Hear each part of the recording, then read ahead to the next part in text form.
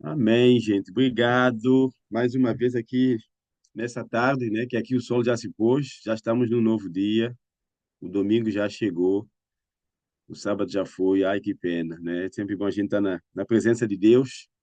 Hoje tivemos 4 batismos na nossa igreja, o que é raro aqui na Inglaterra, né? É raro pessoas entregarem suas vidas a Jesus, mas pela graça de Deus, 4 almas desceram hoje e houve uma grande festa, né? No céu e também na nossa igreja hoje. Gente, semana passada nós estudamos o capítulo 7 e vimos quem são esses aí que vão herdar, na verdade, vão passar pela grande tribulação e vão ser vitoriosos, né? Os 144 mil. Só que agora vamos avançar aqui para o capítulo 8. O capítulo 8 vai falar das trombetas. O que é que isso simboliza? O que nós vamos estudar hoje para nós entendermos o que é isso de trombetas. Como é que está a ser tocado, se já tocou, se não. Vamos entender aqui nessas meia hora aquilo que Deus vai poder nos falar nessa noite. O verso 1 nós já havíamos visto. Por quê? Porque é, o sétimo selo foi aberto no verso 1 do capítulo 8, quando houve silêncio no céu. Por isso que aquela pausa do capítulo 7 foi feita para introduzir quem ficaria em pé quando Jesus regressaria. Então, o sétimo selo significa que é a volta de Jesus, é a volta de Jesus.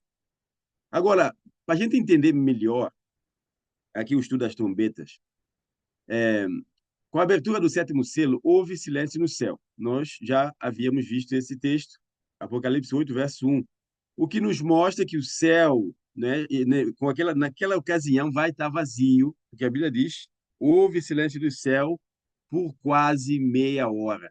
O céu vai ficar vazio, porque ninguém vai ficar lá. Todo mundo vai sair do céu para vir buscar os salvos. Mateus 24, 31, né?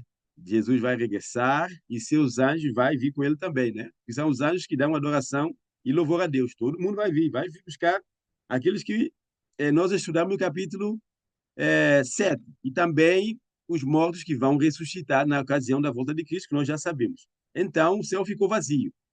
Só que agora, os eventos, a partir do verso 2 em diante, vamos encontrar situações aqui que o Apocalipse ele não é um livro cronológico, para vocês entenderem desde já. Ele é um livro que vai para frente, volta para trás. Às vezes, num verso, ele mostra que o evento está mais lá à frente, mas no verso a seguir pode mostrar que o evento, afinal, era antes. E então, só mesmo o Espírito para nos guiar, para a gente entender. Porque há verso que já está muito adiantado e há verso que está muito para trás. Se nós tivéssemos que colocar tudo na cronologia, não ficaria assim como nós temos. Mudaria bastante. A gente colocaria, talvez, alguns versos no capítulo o 5, no capítulo 6, depois eu colocava no capítulo 11, porque há sempre o, o andar da profecia e o recuar dela. Mas para nós entendermos, para não ficar assim muito confuso para nós, os ciclos do 7 que Deus deu nas profecias são todos eles no mesmo período do tempo, ok? Exceto as 7 pragas. As 7 pragas vai acontecer realmente nos últimos dias dessa terra é que as pragas vão começar a cair. É o único que não está em paralelo com outros ciclos de 7. Para fazer vocês entenderem melhor, nós estudamos aqui as 7 igrejas. 7 igrejas, elas estão em paralelo com 7 selos. 7 igrejas estão em paralelo com 7 trombetas. Então, os eventos são o mesmo, ok? As datas são as mesmas, que começa lá no ano, né, que Jesus subiu ao céu, quando do ano 31 até o ano 100 é a primeira igreja. Então, é também a primeira trombeta. Depois vem, a partir do ano 313 até ao ano 500, né? 538, segunda trombeta, segunda igreja, segundo selo. e por aí fora. Então, os ciclos de sete estão em harmonia. Primeira igreja, primeiro selo, primeira trombeta. Segunda igreja, segundo selo, segunda trombeta. São ciclos de sete. E a única que não está em harmonia é as sete pragas. Então, os ciclos de sete, todos eles estão no mesmo período do tempo. Por isso é que nós vamos voltar atrás novamente. Só que vamos estudar os outros aspectos que nós não vimos nos selos e nós não vimos nas igrejas, mas vamos encontrar onde? Nas trombetas. Mas o que que isso significa? O que são trombetas, né? Trombetas, gente, são os avisos de Deus. Por que que Deus manda vir as trombetas, né? As trombetas são avisos de Deus. As sete trombetas vão recapitular a história de uma perspectiva particular. De certa forma, os eventos ocorrem no toque das trombetas, estão em paralelo com outros eventos mencionados em outros ciclos de sete, como eu já mencionei, como sete igrejas, sete selos. Então, sempre que você ouvir falar de sete igrejas, harmonia com sete selos. Sete trombetas, harmonia com sete igrejas. Então, estão tudo na mesma sequência, na mesma cronologia do tempo, ok? Agora, aqui nesse capítulo, onde nós vamos estudar agora, vai encontrar momentos em que a profecia está um pouco adiantada e vai encontrar momentos em que ela vai estar um pouco para trás. É isso que a gente vai tentar decifrar agora. A primeira pergunta para nós começarmos, né, depois da introdução, diz assim: qual foi a cena vista por João após a abertura do sétimo selo? Já vimos o verso 1, que o cordeiro abre o sétimo selo, e o sétimo selo é a própria volta de Jesus, por isso é que o céu fica em silêncio. Agora, a partir disso, vamos ver que mais coisas mostrada a João. Vou pedir aqui a um voluntário para me ajudar, para lermos aí esses quatro versículos aí, do verso 2 ao verso 6, para a Posso gente ler, contextualizar. Du? Opa, valeu. Obrigado. Obrigado, Cleiton. Diz assim, Apocalipse 8:2. Então vi os sete anjos que se acham em pé diante de Deus, e lhes foram dados sete trombetas. Veio outro anjo e ficou de pé junto ao altar, com um incensário de ouro, e foi-lhe dado muito incenso para oferecê-lo com as orações de todos os santos sobre o altar do ouro que se acha diante do trono. E da mão do anjo subiu à presença de Deus a fumaça do incenso com as orações dos santos. Verso 5 e o Ah, 6? ok, 5 e 6, desculpa. Não, E o beleza. anjo tomou o incensário, encheu do fogo do altar e o atirou à terra. E houve trovões, vozes, relâmpagos e terremoto. Então, os sete anjos que tinham as sete trombetas prepararam-se para tocar. Obrigado, Cleide. Muito bem, agora vamos andar agora verso por verso. O que João vê depois da abertura do sete selo. Então, aqui, vamos voltar atrás. Por que vamos voltar atrás? Porque o sétimo selo é o fim de todas as coisas, é a volta de Jesus, não tem mais nada, não tem mais profecia, acabou tudo. Aqui, João vê, depois do sétimo selo, ele vê sete anjos que se acham em pé diante de Deus, e esses sete anjos que estão diante de Deus foram dadas a eles sete trombetas. Você percebeu que nós voltamos atrás no tempo outra vez? Porque o sétimo selo é o fim de todas as coisas. Sétima trombeta é o fim de todas as coisas. Percebe? Então, voltamos no tempo novamente. Então, aqui o verso 2 ele não está é, depois do sétimo selo, como nós lemos aqui nessa cronologia. Não é depois do sétimo selo, mas sim antes. Está muito antes do sétimo selo. Voltamos atrás. Porque o Apocalipse, como eu falei, ele vai para frente e vem para trás. Só que nesse momento foi dado é, ao, a, esses sete anjos, né, estão em pé diante de Deus e vão dar para eles sete trombetas, porque eles vão começar a tocar essas trombetas, ok? Os sete anjos estão prontos para tocar as suas trombetas, o que simbolizam os toques das trombetas. Por que que esses sete anjos estão diante do trono de Deus e receberam as sete trombetas e eles estão prontos para tocá-las? O que a gente precisa entender aqui nesse verso é isso de toques das trombetas. O que que isso simboliza? Por que que eles estão ali tomando 7 trombetas na mão de Deus para tocá-las? Vamos ver alguns textos para nos ajudar. Como a gente sabe, né, a Bíblia ela decifra ela mesma. E a maior parte do código do Apocalipse está no Velho Testamento. Levíticos 23, verso 24, vai falar assim: fala aos filhos de Israel, dizendo: no mês sétimo, ao primeiro do mês, tereis descanso solene, memorial com sonidos de trombetas, santa convocação. Aqui, né, Moisés é instruído para falar aos filhos de Israel que no primeiro mês há uma reunião. E como é que eles sabem que há reunião? Como é que eles sabem que tem que ir para o culto? Através dos sonidos da trombeta, toque de trombeta. Gente, imagine comigo, o povo de Israel era mais de 1 milhão de gente.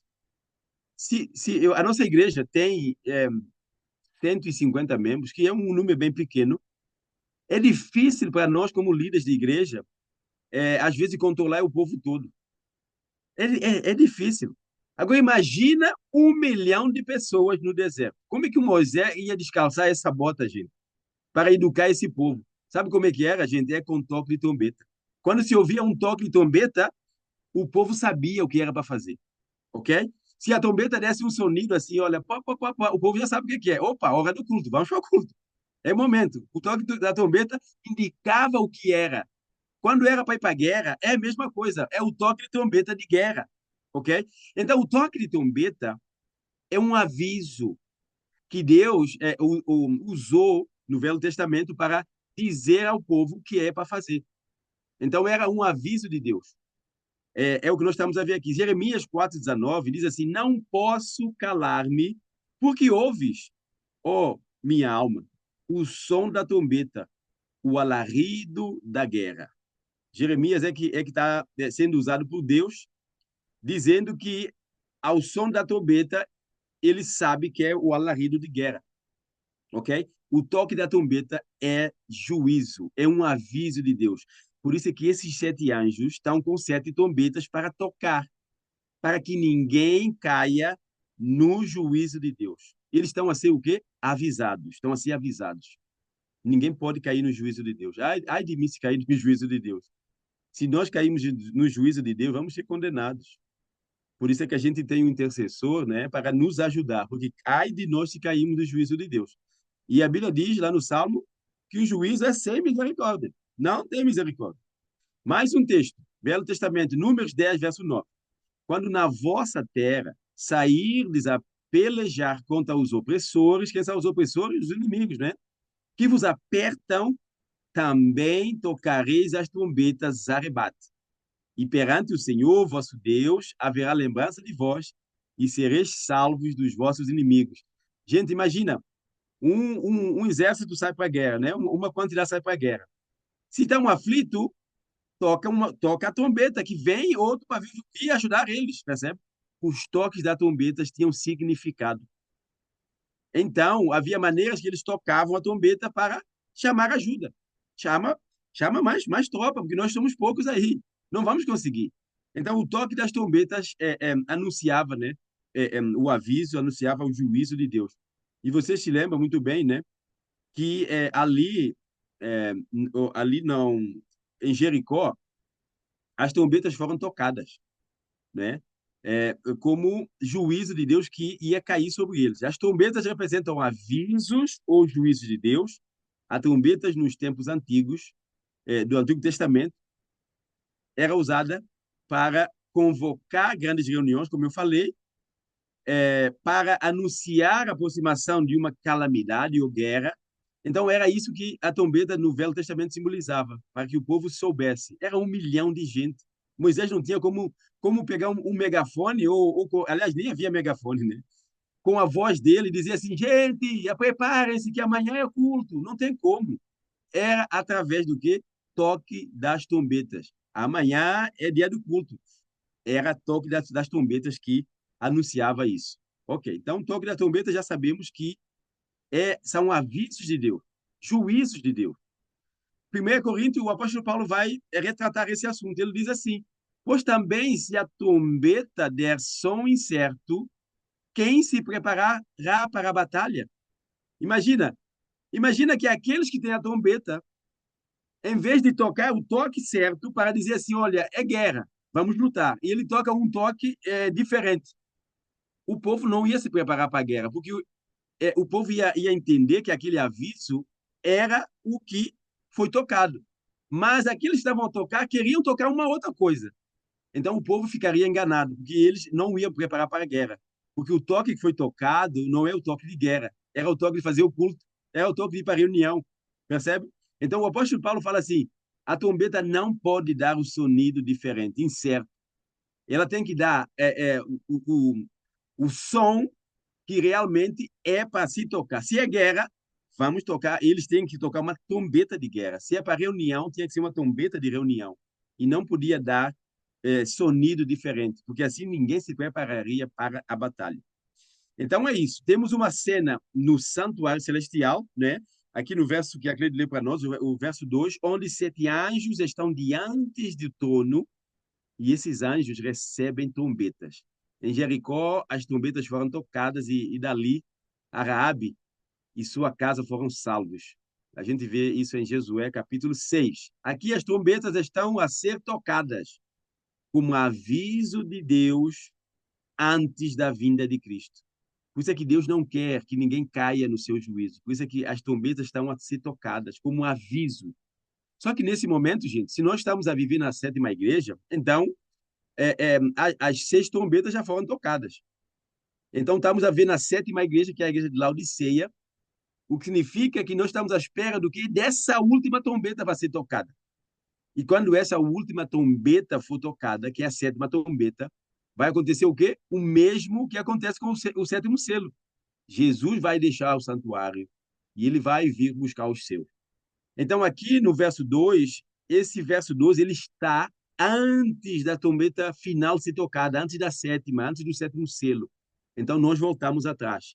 Só que, repara agora, antes de nós irmos lá, mais um texto do Paulo, né?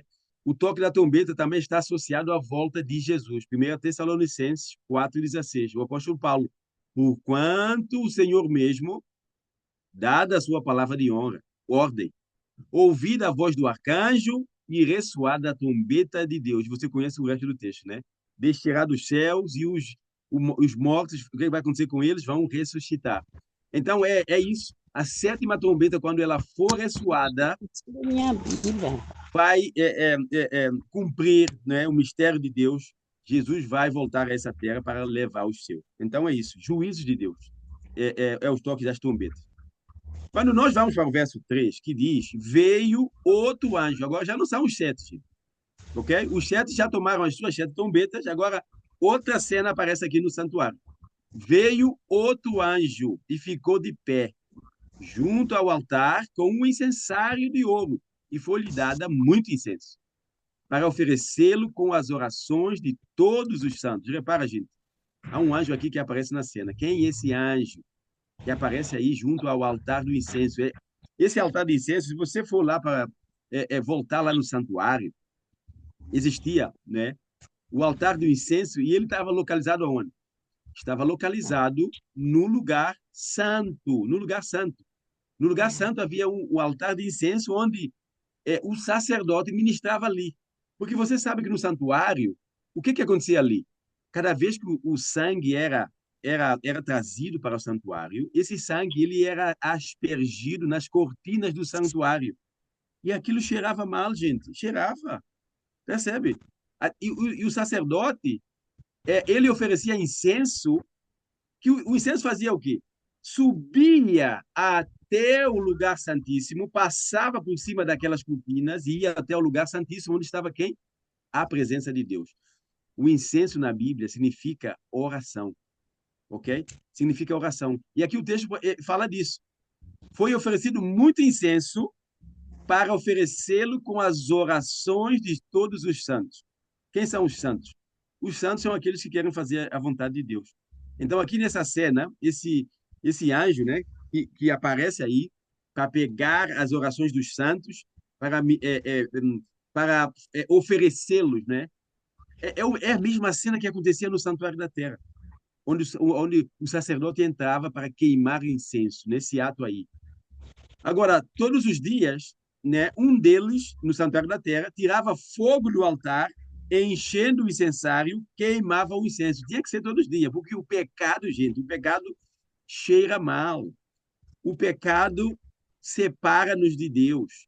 O incenso estava ali para tentar amenizar aquela situação do santuário, porque eu imagino que aquilo era um terror, cheirava mal, é consequência do pecado. E então o incenso ali tentava amenizar. Enquanto a fragrância, né, permeava o acampamento, ele servia como um chamado à oração, o que significa dizer que temos um intercessor no santuário. Então, esse anjo que aparece agora na cena, que recebe as orações, é um símbolo de Jesus, que é o nosso o quê? Que é o nosso sacerdote, que é o nosso sumo sacerdote. É ele que recebe as nossas orações, percebe? É ele que intercede por nós. Assim como o sacerdote no Santuário da Terra intercedia pelo pecador, fazia expiação, né, do pecado, para que aquela cortina onde o pecado ficava acumulado fosse retirado. Como você sabe, né, uma vez por ano, o sumo sacerdote entrava onde? No lugar santíssimo, para fazer expiação, para que aquela cortina onde tinha mancha do pecado fosse retirada, para que novas cortinas fossem colocadas ali, porque aquilo cheirava mal. O pecado é assim. Enquanto o sumo sacerdote, né, ou sacerdote oferecia o incenso sobre o altar, a congregação, em atitude solene do lado de fora, dedicava a oração. Levíticos 23, 29 expressa isso, porque toda alma que nesse dia se não afligir será eliminada do seu povo. Então, o sumo sacerdote, ele ia para o lugar santíssimo para fazer expiação do pecado do povo, enquanto que o povo estava aqui fora em oração, Senhor, nos perdoe, Senhor, fizemos coisa errada, perdoe nossos pecados que estão acumulados ali naquela cortina do santuário. Se Deus não perdoasse o povo, sabe o que acontecia, gente? O sumo sacerdote, ele não saía de lá. Ele morria na presença de Deus. E, e como ninguém podia entrar no Santíssimo, a história, a gente não vê isso na Bíblia, mas a história conta, né? Os livros judeus dizem que o sumo sacerdote entrava no lugar santíssimo com uma corda amarrada à sua cintura. Porque caso Deus não perdoasse o pecado, ele não saía de lá vivo, ele morria. E como ninguém podia entrar na presença de Deus, eles tinham que puxar a corda para puxar o homem daquele lugar ali, porque ninguém podia entrar ali, ok? Essa situação que está acontecendo aqui com esse anjo ele representa Cristo, que é nosso sumo sacerdote. Ele ainda faz intercessão por nós no santuário do céu. Ele pode comover-se das nossas enfermidades. Por isso que as orações dos santos estão a ser misturadas com incenso e ser apresentadas. Jesus é que toma as nossas orações. Cleide, quer fazer comentário, amiga? Edu, eu queria perguntar uma coisa. Eu não sei se você vai poder responder isso, né? Se um subsacerdote morre, é onde ele morre, não fica impuro, não, o lugar que ele morreu? Que é um É, cadáver? é assim, o lugar não fica impuro pelo fato de que, por que que ele morreu? Ele morreu porque Deus não aceitou o pecado do povo, mas como Deus está ali, onde há a presença de Deus, não há impureza. Eu não sei se vocês se lembram, Nadab e Abiú, eles também morreram na presença de Deus. Morreram, porque eles levaram aquilo que Deus não pediu, não é? Levaram um fogo estranho, como a Bíblia fala. E se a Bíblia fala que eles morreram na presença de Deus, a minha pergunta que fica é assim, então, aonde é que Deus está? Né? No santuário da terra. Está no Santíssimo, é onde Deus se manifesta. Então, se eles morreram na presença de Deus, eles morreram lá no lugar santíssimo, percebe? Mas o lugar não fica impuro pelo fato de que Deus habita ali. A glória de Deus é que elimina o pecado. Pelo fato de que, aliás, é isso que Deus vai fazer no final, Cleide. Ele não quer matar o ser humano. Deus quer fazer o quê? Eliminar o pecado. A Bíblia fala que o fogo foi preparado para quem? Para diabo e seus anjos. Deus não quer nos matar, ele não quer. Mas a certeza que ele vai nos dar, aqueles que vão herdar a terra, de que não haverá mais pecado, ele vai ter que eliminar todos que tiveram com o pecado. Por isso é que o sumo sacerdote ele era morto, porque ele pagava, né? Ele morria na presença de Deus. Significava dizer que Deus não aceitou é, o perdão do pecado do povo. Mas, no relato bíblico, a gente não vê essa situação acontecer, mas era assim que era para acontecer. Se Deus não perdoasse, ele não saía de lá vivo, ele morria. Mas o lugar continuava purificado, porque Deus está ali, a presença de Deus purifica todas as coisas. Muito obrigado, Cleide. Então, Jesus é esse anjo que está aí. É ele que intercede por nós, ele comove das nossas enfermidades, das nossas dores, não é? Ele deleita-se em tomar nossas inadequadas orações e petições, como diz o apóstolo Tiago, nós não sabemos orar, mas Deus toma, né? Jesus toma, o Espírito Santo leva e mistura, né, com a sua justiça, a justiça de Jesus, para que elas sejam aceitas no trono da graça de Deus. Por isso, esse anjo ali em pé pegando as orações, é uma representação de Jesus. Então, você entende agora que é, a situação mudou. Mudou do anjo que estavam com 7 trombetas e agora Jesus entra em cena. E a partir daí, nós vamos encontrar o fim de todas as coisas. Olha o que vai acontecer nos versos seguintes que a Cleide leu para nós. Os versos seguintes, aliás, antes chegamos lá, né? Qual é que é o pedido das orações dos santos? Porque é isso que Jesus está a pegar, os pedidos das orações dos santos. Já estudamos aqui Apocalipse 6, verso 10. Esse é um dos pedidos que os santos fizeram. Eles clamaram, disseram assim, até quando, ó soberano Senhor, santo e verdadeiro, não julgas, nem vingas o nosso sangue dos que habitam sobre a terra? Esse é um pedido de oração. Os santos pediram isso para Deus. Quando é que você vai fazer justiça, Senhor? Quando é que não vem julgar todas as coisas? Esse é um dos pedidos de oração que Jesus está a fazer para cumprir.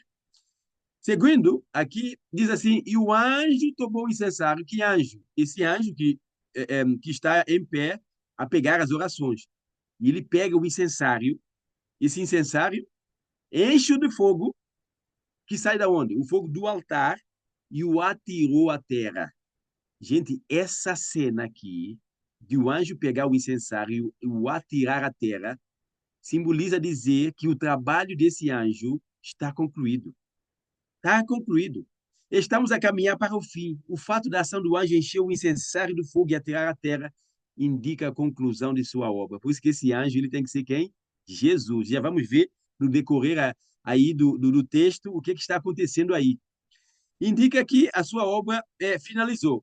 É nessa época que orações misturadas com incenso não mais seriam oferecidas. Esse ato simbólico só pode se cumprir quando a ministração de Cristo no santuário em favor de toda a humanidade cessar para sempre. Cleide, Gracinha, Marisa, Irmã Viegas. Gente, quando Jesus sair do santuário, quando ele pegar o incensário e atirar para a terra, significa que não teremos mais intercessor. Acabou. Não temos mais. Não temos mais intercessor, não adianta mais orar. Não adianta mais pedir, porque não está mais ninguém ali. Acabou a obra de Cristo. Quando Cristo sai do santuário, não tem mais intercessão. Fala, Cleide. Então, Du, quer dizer que nesse momento nós possamos dizer que a porta da graça se fechou, né? Fechou, amada, fechou. Não, aí vai se cumprir o Apocalipse 22:11. Vamos chegar lá. Que quem está santo, eu sempre costumo falar esse texto, continua a estar santo. Quem está perdido, está perdido. Quem está sujo, vai continuar a sujar mais. Porque a porta da graça se fechou. Não tem mais solução. Porque o anjo, a obra dele concluiu. E se concluiu, não tem mais nada a fazer. Tem que estar salvo, está salvo. Perdido, está perdido. E olha o que acontece quando o anjo atira o incensário à terra. O que há? O que acontece? Qual é a cena que aparece? E houve trovões, vozes, relâmpagos e terremotos. Gente, já estudamos isso aqui. Sempre que há trovões, sempre que há relâmpagos, terremoto, é o quê? A presença de Deus, a manifestação de Deus. Por isso é que o céu vai ficar em silêncio. Deus Pai vai vir também. Vai vir todo mundo. Vai vir todo mundo buscar os salvos. Então, essa é o vozes, trovões, de relâmpagos, de terremotos, já estudamos já no capítulos anteriores, mostra a manifestação de Deus, onde Deus aparece, há sempre essas manifestações. Êxodo 19, verso típico, né? Verso 16. Ao amanhecer o terceiro dia, houve trovões e relâmpagos. Você se lembra que quando Deus se manifesta lá no Monte Sinai para entregar o povo a lei, né? O monte tremia e o povo ficou com medo e houve relâmpagos. Imagina essa cena, gente, relâmpago, trovões. E o povo ficou com medo e falou assim: Moisés, não deixe que Deus fale conosco, senão vamos morrer. Fale você conosco. Então, é a manifestação de Deus. Por isso, quando o anjo acaba a sua obra, ele atira o incensário à terra, dizer o quê? Não tem mais. O que vai acontecer a seguir? Deus vai vir para a terra. Por isso é que há essa manifestação, vozes, trovões e terremotos. Sim, Cleide? Desculpa, Du, a pergunta mais Não, grave, tem beleza. alguém com dúvida. Du, quer dizer que quando que tem alguma ligação em que nós ouvimos o trovão, o relâmpago, no céu, no nosso céu agora, nossa vida atual, quando tem um terremoto, quando tem esses trovões fortes, nós possamos acreditar que ali é a voz de Deus, só que a gente não tá entendendo o que ele está dizendo conosco? Pode ser isso? Ou é uma coisa Pode, da Cleide. natureza? Não, pode ser as três, na verdade. Pode ser mesmo Deus, pode ser da natureza e pode ser também do inimigo, né? E não sei se você se lembra, quando Elias estava na caverna, a Bíblia fala que houve, é, houve fogo, e a Bíblia fala que Deus não estava no fogo. Houve vento, mas Deus não estava no vento. Deus age através dessas coisas. Se quem não estava no vento, se não era Deus, era quem? Era o inimigo que não queria que Elias saísse da caverna. Cleide, pode acontecer sim. Deus tem esse poder de usar a natureza, mas também o inimigo também tem essa situação aí. Eu costumo falar, as coisas de Deus, normalmente, não há vítimas. Porque na morte de Cristo, houve também um tremor de terra ali. Quando Jesus morreu, houve um terremoto. Mas a gente não houve relato de pessoas que morreram naquele terremoto. Não ouvimos relato de alguém que ficou, sei lá, magoado, né? Deus se manifesta assim, ele se manifesta, mas os terremotos de Deus, na sua manifestação, normalmente, vidas não são perdidas. Mas nós vemos, por exemplo, o terremoto que acontece aí, por exemplo, Japão, que é o país que mais terremotos tem, é Satanás mexendo na natureza. Mexendo na natureza para causar dano àqueles que amam a Deus, né? Porque a única maneira que o inimigo tem de atingir a Deus é causar dano nos seus filhos, ok? Cleide, não sei se o doutor Lovis já está aí conosco. Se não, vamos finalizar. Quando você. Amém. Louvado seja Deus. Oremos então. Querido Pai, querido Deus, mais uma vez, diante da tua presença, esse momento aqui do estudo da tua palavra. Obrigado por nos guiar em toda a verdade. Nos ajude para que a gente saia daqui mais fortalecido, sem dúvida. Pai querido, o doutor Lovisio vai trazer agora a palestra da saúde. Queremos pedir que tu continues aqui no meio de nós, continues a nos dirigir. E através do doutor Lovisio, eu sei que muitos aqui têm dúvidas, têm situações que precisam ser guiadas, seja essa ponte através do doutor Lovisio para alcançar a tua igreja. Muito obrigado por tudo. Fique conosco. Em nome de Cristo Jesus, oramos. Amém.